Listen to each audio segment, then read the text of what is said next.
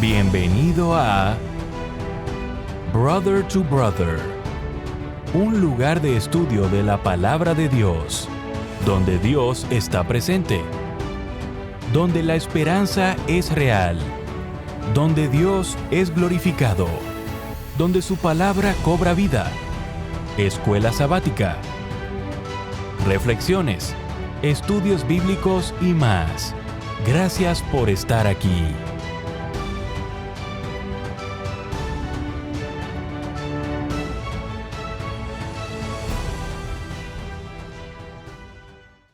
Muy bienvenidos a su programa Brother to Brother. Les saluda como siempre Gerson Anaya.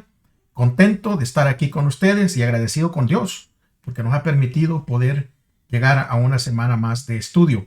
Antes de estudiar, hermanos, les quiero recordar que hay este programita en el que usted puede participar desde su hogar a las 5 de la mañana de lunes, miércoles y viernes. Lo puede hacer marcando ese número de teléfono y luego de marcar el número de teléfono usted entra a ese número de PIN, le pone mute a su aparatito y espera las instrucciones, y en el momento indicado usted puede traer alguna petición que usted tenga para que este grupo de oración en unión todos se unan por esa petición.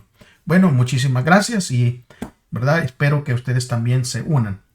Antes de comenzar, también les quiero recordar que es necesario que usted tenga su Biblia, que usted también tenga su libro de estudios y que traiga algo con que usted pueda tomar notas. Vamos entonces a pedir la dirección de Dios, así podemos nosotros comenzar el estudio de esta semana. Si me acompañan reverentemente. Padre nuestro que está en el cielo, santificado y glorificado sea su nombre. Le agradecemos, Señor, primeramente por permitirnos llegar a una semana más de estudio, rogando y pidiendo que perdone nuestras faltas y nuestros pecados, y que usted sea el que nos dé la dirección, el que nos dé sabiduría para entender, para comprender, para retener y sobre todo practicar, Señor, todo lo que vayamos nosotros a estudiar en esta semana. Sea conmigo, ayúdeme, Señor, a poder discernir, ayúdeme a poder, Señor, presentar este estudio conforme a su voluntad, y ayuda a nuestros hermanos que nos van a poder ver en una manera repetida, tal vez en el futuro, que usted también esté con ellos. En el nombre de Jesús. Amén. Ok, hermanos, gracias porque me acompañan. Vamos entonces a poder leer nuestro versículo de memoria que se va a encontrar en el libro de Apocalipsis, en el capítulo 7 y versículos 2 y 3. Dice de la siguiente manera: Entonces vi a otro ángel que subía del este con el sello del Dios vivo y proclamó a gran voz a los 4 ángeles, quienes habían recibido el poder de dañar la tierra y el mar, y les dijo: No dañen la tierra ni el mar, ni los árboles que está, hasta que sellemos en sus frentes a los siervos de nuestro Dios. Apocalipsis capítulo 7, versículo 2 y versículo 3. Bueno, como ya hemos estudiado nosotros los acontecimientos del tiempo de fin, hay una relación con la marca de la bestia. Y hay un aspecto esencial que va a dar una diferencia entre el proceder de Dios y el proceder del enemigo de las almas. Y ya hemos estudiado, durante estas semanas las cuestiones centrales en este conflicto entre Cristo y Satanás, que se refieren a la lealtad, la autoridad y la adoración. Y todas las profecías bíblicas hablan de un poder que usurpa la autoridad de Dios, exige lealtad e introduce un sistema falso de adoración. Y lo hace mediante el uso de la fuerza, la coacción y a veces mediante sobornos y recompensas, todo con el fin de imponer la adoración. Nosotros miramos a este poder. Y cuando estamos hablando de todas las profecías bíblicas, estamos hablando de las profecías bíblicas en referencia a este tema. Y hemos visto de que este sistema, va a usar la fuerza, que va a usar la coacción y va a usar incluso sobornos, pero también utiliza recompensas. Pero hay un solo fin, y el fin es de obtener la adoración. Ahora, en contraste, la manera de cómo Dios opera es a través del amor. El amor es la gran fuerza motivadora del reino de Dios. En lugar de adorar a la bestia, el pueblo de Dios encuentra un gozo mayor y un deleite en adorarlo a Él. Este pueblo está comprometido con Dios porque este pueblo sabe y conoce cuán comprometido está Dios con ellos. Así que esta semana vamos a estudiar y vamos a ver ciertos aspectos, sobre todo, ¿verdad?, cuando se trata de la adoración al verdadero Dios, de la marca de la bestia y del sello de Dios. Vamos entonces, amigos, hermanos, acompáñenme en su librito de estudio. Abrámoslo en el día domingo. Y allí el título es Perseverancia firme. En el área de Los Ángeles, California, aquí se da un evento deportivo que se llama el Maratón de Los Ángeles y es muy famoso alrededor del mundo. En este maratón vienen corredores de diferentes partes, ¿verdad?, de todo el planeta. Vienen personas especializadas y que vienen con un fin que es ganar.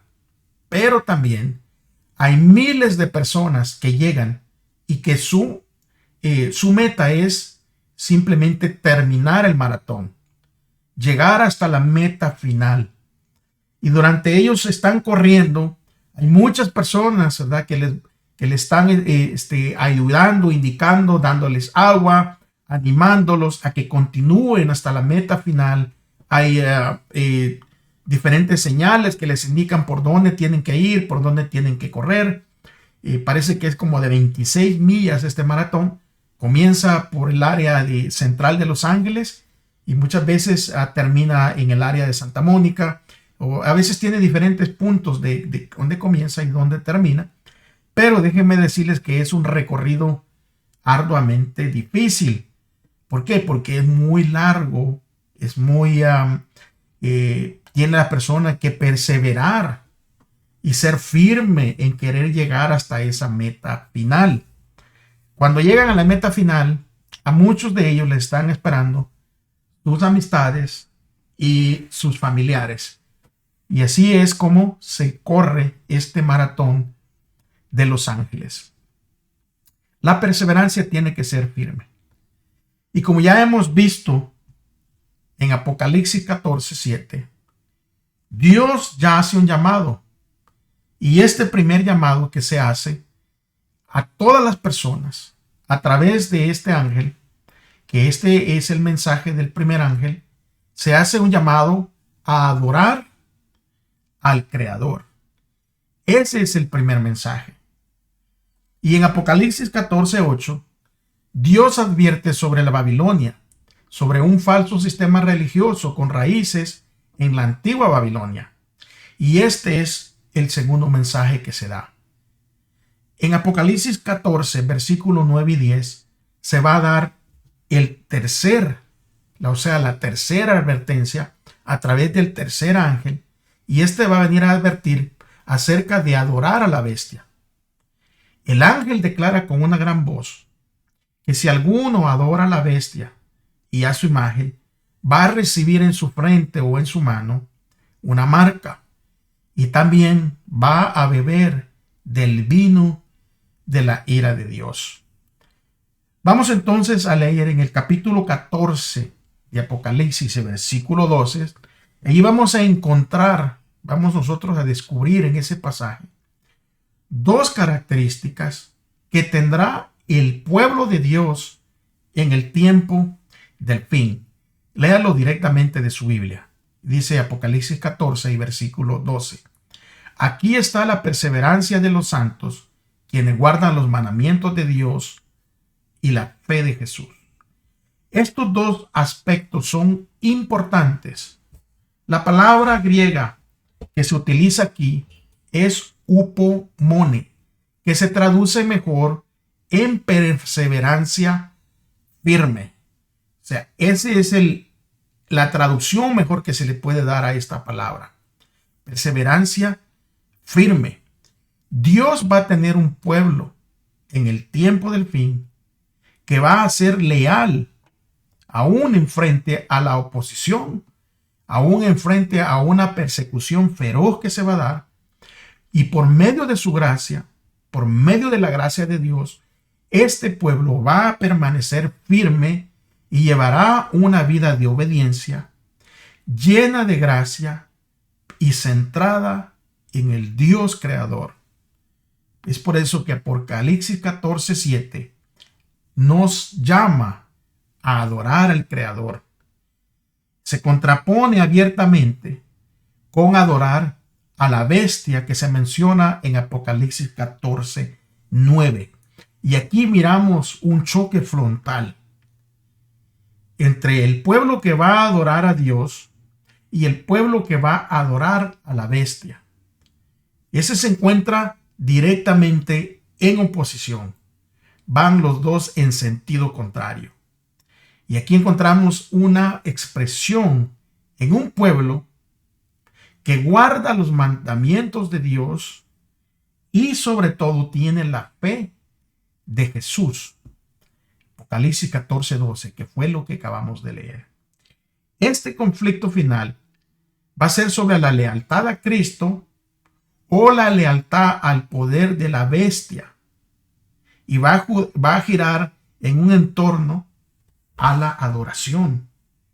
Y en el centro de esto, de este gran conflicto, se va a encontrar el bien y el mal. Pero sobre todo estará también incluido ahí el día de reposo. El verdadero día de reposo que Dios ha asignado. El único día de reposo del cual la Biblia habla en diferentes ocasiones. Esto nos va a enseñar los pasajes sobre el resultado, ¿verdad?, que nosotros vamos a tener que vivir únicamente por fe. Vamos a leer unos versículos y aquí vamos a ver qué es lo que pasa cuando nosotros vivimos por fe. ¿Cómo es esto y cuál es el resultado? Romanos capítulo 8 y versículo 1 al 4 dice: ahora pues, ninguna condenación hay para los que están en Cristo Jesús, porque la ley del Espíritu de vida en Cristo Jesús me ha librado de la ley, del pecado y de la muerte. Porque Dios hizo lo que era imposible para la ley, por cuanto ella era débil por la carne, habiendo enviado a su propio Hijo en semejanza de carne de pecado, y a causa del pecado condenó el pecado en la carne, para que la justa exigencia de la ley fuese cumplida en nosotros, que no andábamos conforme a la carne, sino conforme al Espíritu. Y Efesios capítulo 2 y versículo 8 nos dice que por la gracia nosotros somos salvos por medio de la fe, y esto no es de nosotros, sino es un don que viene de Dios.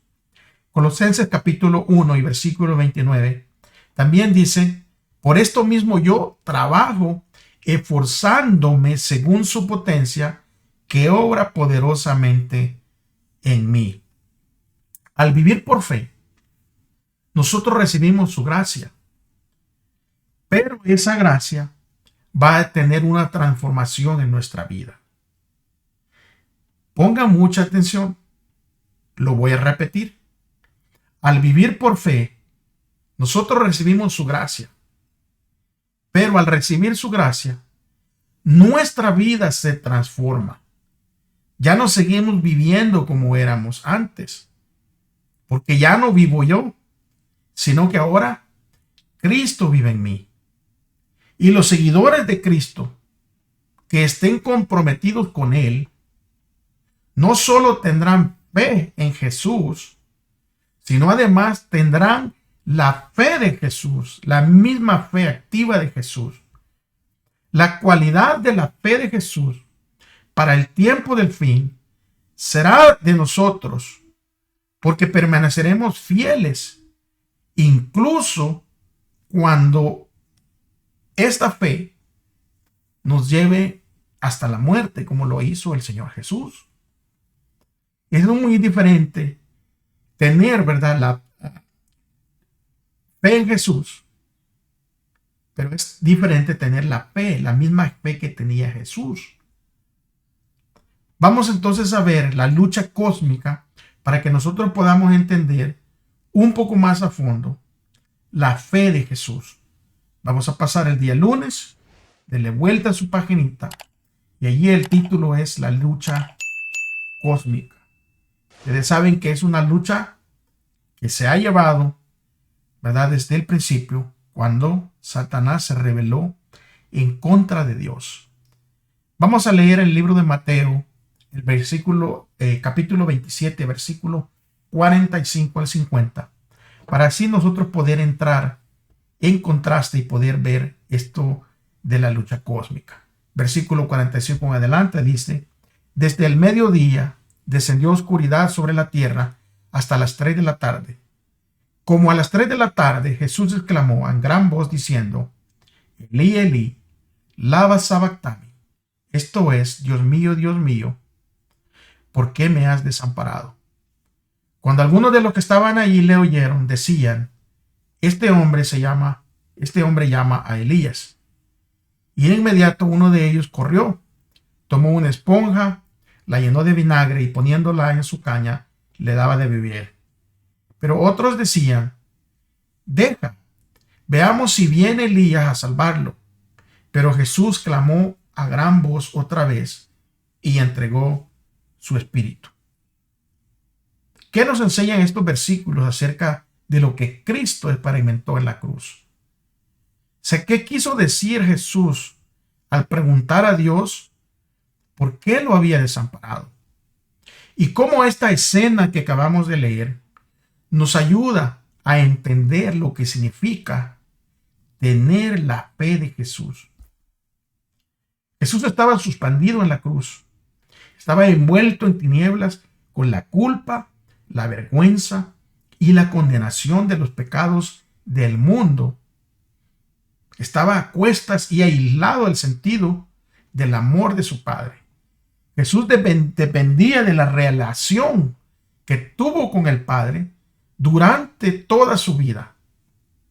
Es decir, mediante una vida de dependencia total del Padre, incluso en los buenos tiempos, Jesús se había preparado para los malos tiempos. Es por eso que hasta la cruz, Jesús seguía confiando en su Padre. Y eso nos va a llegar a ayudar a entender la fe de Jesús. Es una fe que depende de Dios Padre. Al igual que nosotros tenemos que depender de Dios en los buenos momentos y en los malos momentos. Cada momento de nuestra vida tiene que ser de dependencia de Dios exclusivamente.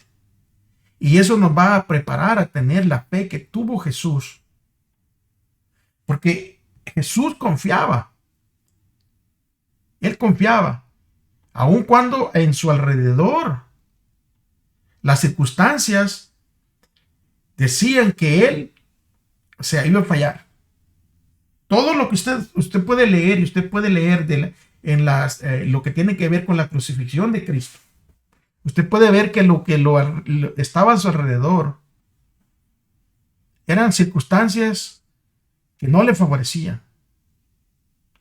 Pero aún cuando parecía que Dios lo había abandonado, Jesús no se rindió, porque tenía esa fe de dependencia de su Padre. Y aún en medio de esas terribles tinieblas, aparentemente abandonado de Dios, Cristo había apurado ya las últimas, ¿verdad?, gotas de la copa de la desgracia humana. En esas terribles horas había confiado en la evidencia que antes recibiera de que era aceptado por su Padre. Es así como Cristo fue vencedor, por medio de la fe. Es que la fe de Jesús es una fe tan profunda, pero tan confiada, tan comprometida, que todos los demonios del cosmos y todas las pruebas de la tierra no la pudieron sacudir. Es una fe que confía cuando no puede ver, que cree cuando no puede entender y que se aferra cuando hay poco a qué aferrarse. Es esa fe de Jesús la que nosotros tenemos que empezar a ejercitar. Así como Jesús mismo tuvo que ejercitar su fe, estando en conexión con su Padre, en oración, en aprender y vivir su palabra. Esa es la manera como nosotros vamos a poder obtener esa fe de Jesús en nosotros. Porque la fe de Jesús es en sí. Es un don que recibimos. Es un don que recibimos por fe. Y ese don nos conducirá y nos ayudará en medio de la crisis que vayamos a tener nosotros por delante. Es la fe de Jesús que mora en nuestro corazón la que nos va a permitir adorar a Cristo como supremo y soportar con paciencia cuando la marca apocalíptica de la bestia venga a su cumplimiento. Pero recordemos claramente, y por eso que estos estudios son importantes, porque esta fe no aparece repentinamente. Esto no es algo que te sacas de la bolsa o que lo traes en una mochilita guardado y a la hora de utilizarla o de ejercerla la vas a sacar. La fe de Jesús no aparece repentinamente. La fe de Jesús, especialmente para el pueblo de Dios, tiene que empezar a aprender a vivir esa fe día a día, hora a hora, minuto a minuto, segundo a segundo. Y esta fe se tiene que ejercer en los buenos tiempos, pero también en los malos tiempos. Cuando sentimos que Dios está cerca y cuando parece también que Dios está lejos. Por eso que la Escritura dice que el justo por la fe vivirá. Nosotros tenemos que tener una fe que es la fe de Jesús. Esa fe que no es movida por circunstancias, ni por eventos, ni por opresión. Es esa fe que se mantiene firme. Esa fe que se mantiene firme y leal hacia Dios. Y sobre todo, déjenme decirles esto, mis amigos, mis hermanos, que el tiempo para la preparación, para obtener esa fe, justamente hoy. Cada prueba ahora, si se sobrelleva con fe, va a dar frutos preciosos en nuestra vida y estará pulida y lista para cuando vengan los días y los momentos difíciles. Porque, hermanos, como dice el día martes en su título, nosotros cosechamos justamente lo que sembramos. Y la profecía que está ligada a la marca de la bestia hace referencia a la intolerancia religiosa, a un boicot económico, a la persecución, pero finalmente será a un decreto de muerte. Sorprendentemente también es un mensaje de ánimo, porque incluso en el peor momento, Dios va a sustentar a su pueblo, a ese pueblo que tiene esas características especiales del fin, a ese pueblo que guarda los mandamientos de Dios y la fe de Jesús. Y recuerden que entre todos esos mandamientos, por supuesto, ¿verdad?, se encuentra el cuarto mandamiento. La profecía de Apocalipsis 13 acerca de la marca de la bestia nos habla de lo peor de la guerra, lo peor de Satanás contra Dios, y va a hablar del punto culminante, porque la primera estrategia de Apocalipsis 13, la primera estrategia, está con esta campaña que hace Satanás, ¿verdad? Esa campaña de engaño. Por eso que Apocalipsis 13 habla de un tiempo en el futuro cuando el diablo va a obrar mediante un poder político, religioso, terrenal, que la Biblia le llama la bestia, y va a recurrir al uso de la fuerza. Recuérdense que es por eso que estamos estudiando, para cuando nosotros miremos este poder político, religioso, nosotros vamos a poder identificar a esa bestia. Después vendrá la persecución religiosa. Claro que esto no es de persecución religiosa, no es nuevo, porque ha existido desde que Caín, ¿verdad?, mató a Abel, porque, claro, Abel estaba adorando de la manera que Dios le había indicado. Y esa historia se repite y se seguirá repitiendo, porque muchos serán condenados incluso a morir por adorar de la manera que Dios ha indicado. En el día que Dios creó, santificó y bendijo de acuerdo con el mandato de Él mismo. Jesús incluso nos dijo que incluso los creyentes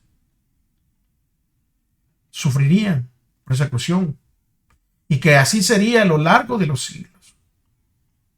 Porque advirtió allí en Juan capítulo 16, versículo 2, que aún viene la hora cuando el que los mate pensará que rinde servicio a Dios. Oiga bien, y lo hemos visto a través de la historia, en cómo hubo persecuciones en contra de los cristianos. Y muchos lo hacían pensando de que estaban haciéndole un servicio al Dios mismo. Lo que sucede es que no identifican la verdadera adoración bíblica que está escrita. La profecía de la marca de la bestia también tiene que ver con un eslabón final en la cadena limpia de Dios. Al igual que las persecuciones del pasado, está diseñada para obligar a todos a ajustarse a determinado conjunto de creencias y a un sistema de culto autorizado por este poder de la bestia. Vamos a leer directamente de la Biblia, porque a mí me gusta que ustedes, junto con su servidor, leamos directamente de la Biblia, para que no estemos nomás presentando nuestro pensamiento, sino que vayamos a un escrito. Está Apocalipsis capítulo 13, versículo 15 al 17. Dice: también le fue permitido dar aliento a la imagen de la bestia, para que la imagen de la bestia hablase e hiciera que fueran muertos todos los que no adoraban a la imagen de la bestia. Y ella hace que a todos, a pequeños y a grandes y a ricos y a pobres, a libres y a esclavos, se les ponga una marca en la mano derecha o en la frente, y que nadie pueda comprar ni vender, sino que solo va a poder comprar y vender el que tenga la marca de la bestia. Es decir, el nombre de la bestia o el número de su nombre. Y nosotros podemos mirar claramente que lo que vamos a leer, esta profecía, habla de persecución. Y la persecución va a comenzar con sanciones económicas. O sea que ninguna persona va a poder comprar, ninguna persona va a poder vender, al menos que tenga la marca de la bestia. Cuando esto llegue a suceder, la gran mayoría de personas se van a rendir ante este poder. Porque finalmente todo el que se niegue va a enfrentar un decreto de muerte. Y saben que el diablo es astuto.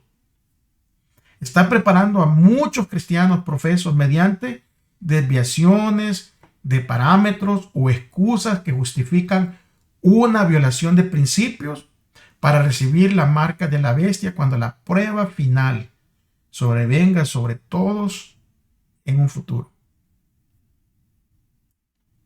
Y el amor de Dios por cada uno de nosotros nos va a fortalecer, nos va a ayudar a perseverar durante los tiempos difíciles que ya se avecinan. Esos tiempos donde habrá esa persecución. Esos tiempos donde se le dará el poder a esa bestia de hacer señales. A esa bestia de poner leyes que opriman al pueblo verdadero de Dios.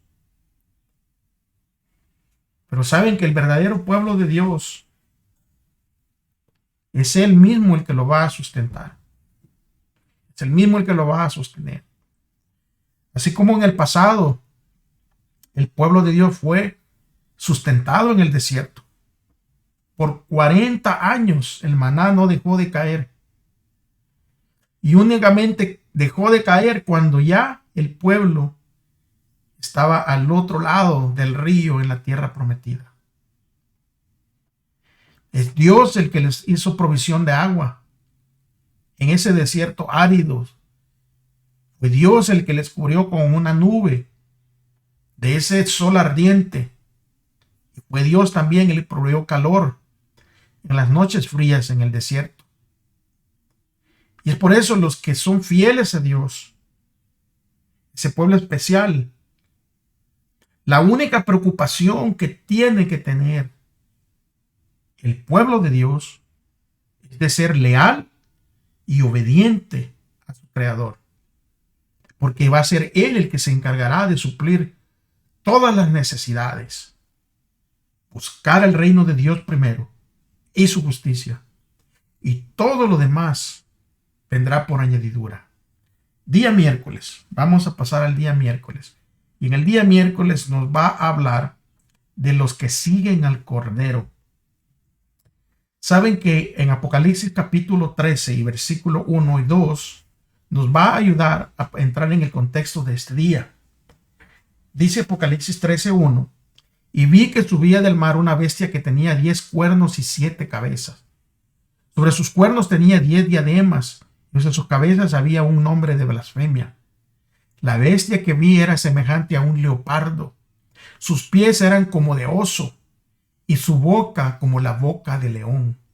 Y el dragón le dio su poder y su trono, y le dio grande autoridad. Podemos ver claramente de dónde viene la bestia, y podemos ver claramente quién le da autoridad. El poder de la primera bestia de Apocalipsis 13 va a recibir su poder, su trono y gran autoridad de parte del dragón. Y al dragón, como ya hemos visto, se le ha identificado, ¿verdad?, como Satanás, ahí en Apocalipsis capítulo 12:9 y en Apocalipsis capítulo 20 y versículo 2. Este poder, esta bestia va a recibir la autoridad directamente de Satanás. Satanás es un enemigo astuto y va a obrar mediante poderes terrenales. Por eso que Apocalipsis 12, 13 al 5 explica que este dragón, el diablo, intenta destruir al hijo varón tan pronto como éste nació. Pero este hijo varón posteriormente fue arrebatado para Dios y para su trono. Y claramente esto se refiere a Cristo. En el deseo de destruir al niño, o sea, Cristo cuando nació, Satanás obró mediante Herodes y la Roma imperial. Así es como opera Satanás. Porque al final de la vida de Jesús, un gobernador romano, un gobernador romano de nombre Pilato, condenó a Cristo a morir. Fue un verdugo romano el que lo clavó en esa cruz. Y fue un soldado romano el que lo traspasó con una lanza. Y fueron otros soldados romanos los que custodiaron su tumba. Y según Apocalipsis 13:2, o sea, el dragón, o sea, Satanás, el que obró por medio de la Roma pagana, va a entregar la sede de su gobierno a este cruel poder que va saliendo emergente de este lugar. O sea, el dragón representa, en primer lugar, a Satanás, pero también representa en un sentido secundario al Imperio Romano.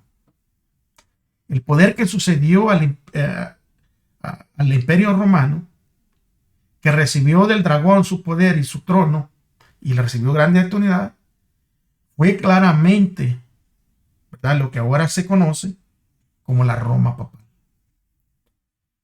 Hay un historiador de apellido Flick. Él explica que de las ruinas de la Roma política se levantó el gran imperio moral en la forma gigantesca de la Iglesia romana. Y podemos encontrar un contraste al leer los siguientes versículos. Los versículos de Apocalipsis capítulo 13 y versículo 3, que dice que vi una de sus cabezas como herida de muerte, pero su herida mortal se había sanado. Y toda la tierra se maravilló en pos de la bestia. Eso dice Apocalipsis 13:13.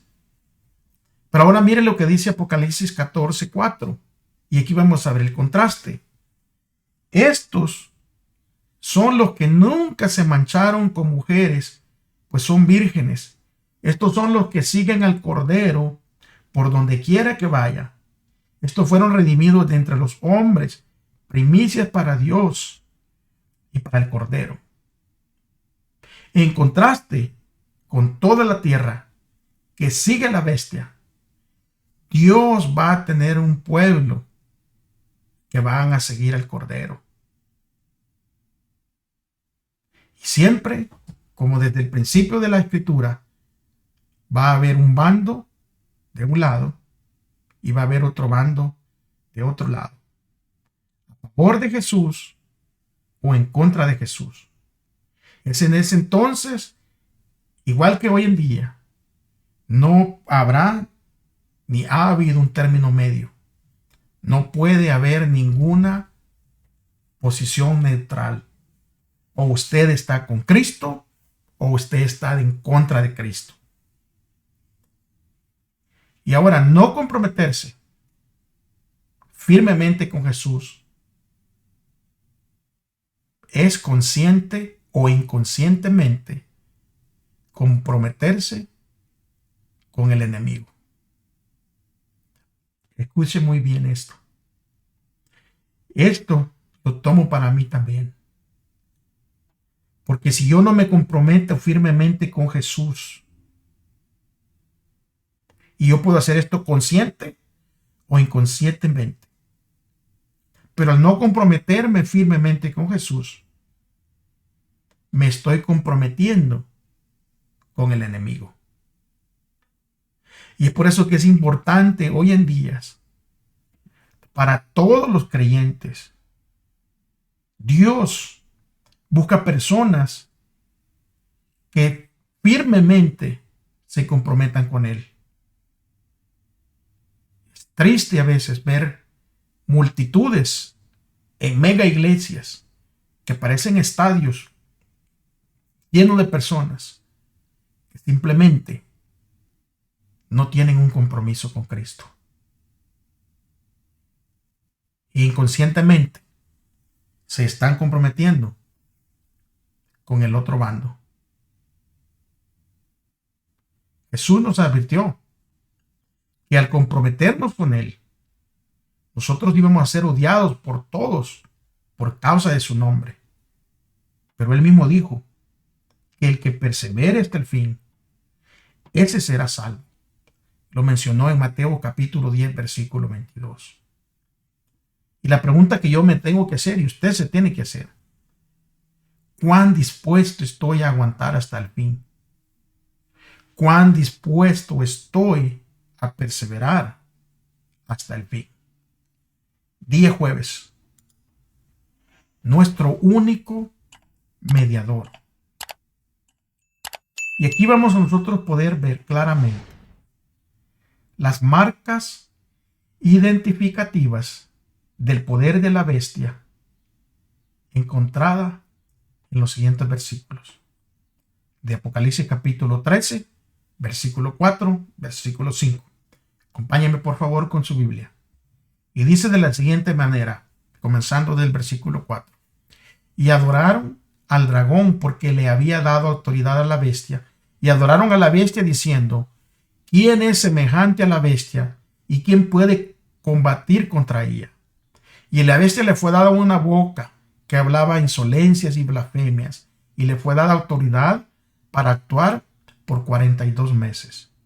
Esta bestia del Apocalipsis es un poder religioso apóstata que surge de la Roma pagana y crece hasta convertirse en un sistema de adoración mundial. Según Apocalipsis 13:5, es un poder blasfemo. En el Nuevo Testamento, la blasfemia se equipará con arrogarse los privilegios y las prerrogativas de Dios como alguien igual a Dios, como alguien que usurpa el lugar de Dios. Cuando nosotros leemos el libro de Lucas, capítulo 5, versículos 18 al 26, y vamos a leer también Juan 10:33 y Lucas 5, 18 al 26.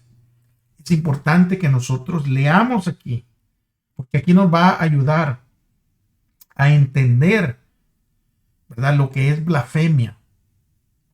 O sea, lo que es el contexto de la blasfemia y cómo estamos hablando en estos pasajes. Lucas 5, 18 al 26, dice: he aquí, unos hombres traían sobre una camilla a un hombre que era paralítico y procuraban llevarlo adentro y ponerlo delante de Jesús. Al no encontrar cómo hacerlo a causa de que había mucha gente, se subieron por encima de la casa y juntamente con la camilla lo bajaron por el tejado y en medio y lo pusieron delante de Jesús. Jesús, al ver la fe de ellos, les dijo: hombre, tus pecados te son perdonadas. Entonces los escribas y los fariseos comenzaron a decir diciendo: ¿quién es este que habla blasfemias? ¿Quién puede perdonar pecados sino solo Dios? Aquí podemos entender que el tener o tomarse la autoridad de perdonar pecados, que ese es algo que le corresponde únicamente a Dios, es una blasfemia. Y recuérdense que el dragón le había dado a esta bestia que iba a hablar blasfemias, a ese poder religioso que iba a tener la autoridad, o sea, de tomarse la autoridad que únicamente le corresponde a Dios, de perdonar pecados. Y es por eso que Jesús les va a aclarar a estos fariseos de que Él es Dios también. El versículo 22 dice: pero Jesús, dando cuenta de los razonamientos de ellos, respondió y les dijo lo que piensan en sus corazones. Ahora yo les pregunto, ¿qué es más fácil? ¿Decir tus pecados son perdonados? ¿O decir levántate y anda? Ahora, Dios tiene toda la autoridad, como el mismo Jesús le dijo a él, que toda autoridad le había sido entregado. Ahora, ¿qué es más fácil? para un hombre. Claro que es más fácil decir tus pecados te son perdonados. Pero el mismo Jesús les dijo en el versículo 24, para que sepan que el Hijo del Hombre tiene autoridad en la tierra para perdonar. Él le dijo al paralítico, a ti te digo, levántate, toma tu camilla y vete a tu casa. ¿Y qué es lo que sucedió? Que de inmediato se levantó en presencia de todos ellos, tomó la camilla en la que había estado recostado y se fue a su casa glorificando a Dios. El asombro se apoderó de todos y glorificaban a Dios. Fueron llenos de amor y decían, hoy hemos visto maravillas. Otro evento en el libro de Juan, capítulo 10, versículo 33, habla que los judíos le respondieron, no te apedreamos por obra buena, sino por blasfemia, y porque tú, siendo hombre, te haces Dios. Aquí miramos dos aspectos que identifican la blasfemia en estos versículos. Porque primero los dirigentes acusaron de blasfemia a Jesús. Y en el caso de Jesús las acusaciones eran injustas. Porque Él tiene la esencia y todos los poderes y las prerrogativas de Dios. Incluyendo el derecho a perdonar nuestros pecados. Y esto es únicamente porque Jesús es Dios. Y como está poderosamente, ¿verdad? Lo expresó Él mismo. Y le dijo allí en capítulo 14 y versículo 9. Tanto tiempo hace que estoy con ustedes y no me han conocido, Felipe. El que me ha visto a mí ha visto al Padre, como dices, muéstrame al Padre. Recuérdense que Jesús tiene la autoridad porque Él es Dios. Y es por eso que el libro de Timoteo, primera de Timoteo, capítulo 2 y versículo 5, nos va a enseñar que hay únicamente un solo mediador entre Dios y los hombres, Jesucristo hombre. En contraste,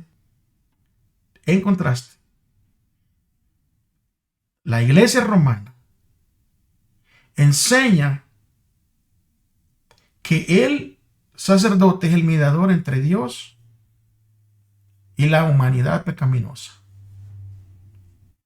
La escritura enseña algo completamente diferente. En la escritura, el único mediador entre nosotros, pecadores, y Dios Padre, es Jesucristo hombre.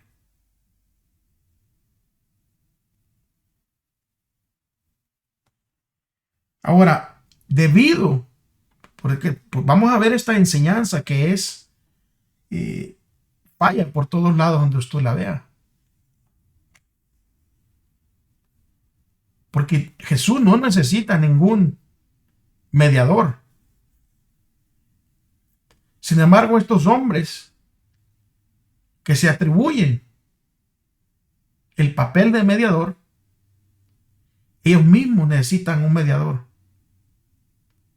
Porque también son seres humanos, pecadores como nosotros. Y recuérdese que un ser humano pecador no puede ser mediador de nosotros. Porque él también necesita un mediador. Y la blasfemia también se define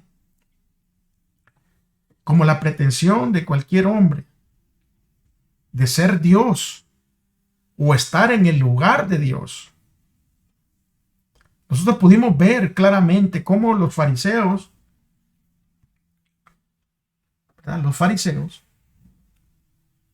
querían apedrear a Jesús porque Jesús se estaba tomando el papel de Dios que le correspondía. Y es por eso que la blasfemia también se define con pretensión de cualquier hombre de ser Dios o de estar en el lugar de Dios. Y las dos declaraciones que se hacen aquí vienen de unas fuentes autorizadas directamente, no vienen, o sea, esto no lo estamos inventando, usted puede buscarlas. Usted puede buscarlas en el Lucius Ferraris, ¿verdad? En el artículo 2, la pronta biblioteca. Y dice de la siguiente manera: el Papa es de tan grande dignidad y tan exaltado que no es un mero hombre. Es como si fuera Dios en la tierra. Escuche bien. Y también el Papa León, ¿verdad? 13º se jactó diciendo allí en el Great Encyclical Letters, en una letra, en una carta de enciclopedia, ¿verdad?, que habla acerca de los papas en Nueva York, en Bessinger, 1903, dijo esto: nosotros, los papas, tenemos en esta tierra el lugar del Dios Todopoderoso. O sea, un hombre pecador tomándose el lugar de Dios. El único hombre, o sea, el único que pudo tomar ese lugar fue Cristo, porque no tenía pecado. Cristo era Dios, como dice Juan, ¿verdad? Capítulo 1, versículo 14, se hizo carne para habitar entre nosotros. Él no tuvo pecado. Él se hizo pecado por nosotros. Nuestros pecados fueron los que Él cargó por nosotros. Pero este sistema, ¿verdad?, religioso, falso, se toma el papel de Dios y se toma la autoridad de perdonar pecados. Es por eso que nosotros ahora, entendiendo estas declaraciones, se vuelven aún más relevantes cuando entendemos que la palabra anti, como en anticristo, no siempre va a significar contra. También puede significar en lugar de. Por lo tanto, anticristo también tiene el significado de en lugar de Cristo. Y cuando alguien se toma el lugar de Cristo, cuando alguien se toma el lugar de Dios, esto sí es una blasfemia. Saben, hermanos, que en el afán por desacreditar los preceptos divinos, Satanás ha pervertido las doctrinas de la Biblia. Y de esta manera se han incorporado errores en la fe de millares de personas que profesan creer en las Escrituras. El último gran conflicto entre la verdad y el error no es más que la última batalla de la controversia que se viene desarrollando desde hace tiempo con respecto a la ley de Dios. En esta batalla estamos entrando ahora. Es la que se libra entre las leyes de los hombres y los preceptos de Jehová. Entre la religión verdadera de la Biblia y la religión de las fábulas. Y la religión que se rige por tradiciones y no por convicción en la Escritura. Y Satanás está presentando constantemente incentivos, incluso al pueblo escogido de Dios para desviar su atención de la obra solemne de prepararse para las escenas que le esperan en el futuro cercano. Es por eso que a Satanás se le conoce en el todo sentido de la palabra como un engañador y un hábil seductor. Él cubre sus planes, hermanos. Él cubre sus trampas con mantos de luz sacados de sus propias mentiras. Fue el mismo que tentó a Eva a comer de la fruta prohibida y le hizo creer que comiendo ella iba a obtener grandes ventajas. Saben que Satanás tiene muchas redes peligrosas, muchas redes que parecen inocentes, pero con las cuales se prepara hábilmente para engañar al pueblo de Dios. Y como hemos visto, el concepto de Cristo como creador está en el corazón, en el centro mismo de la adoración, en el verdadero día de reposo. Jesús destaca constantemente la importancia del día del cual se autodenomina Él como Señor, ahí en Mateo 12:8, en Marcos 2:28, en Lucas 6:5. Porque el día de reposo es un recordatorio eterno de nuestra identidad. Ese día nos recuerda quiénes somos como seres humanos, de valor a cada ser humano. Porque constantemente refuerza la idea de que somos seres creados y que nuestro Creador es digno de nuestra lealtad y nuestra adoración. Es esta la razón por la cual el diablo odia tanto el verdadero día de reposo, porque es un eslabón de oro que nos une con nuestro Creador y porque va a desempeñar un papel crucial en la crisis final del tiempo del fin. Gracias, mis hermanos, mis amigos, por haberse quedado hasta el fin de este estudio. Les recuerdo, amigos, hermanos, que esta es únicamente una herramienta y que no descuide su estudio personal, que no descuide su preparación personal, que se prepare.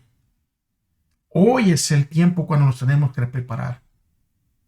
Recuérdense que la fe de Jesús no es algo que nos sacamos de la bolsa, sino es algo que vamos a cultivar en nuestra vida día a día con esa relación verdadera con Dios.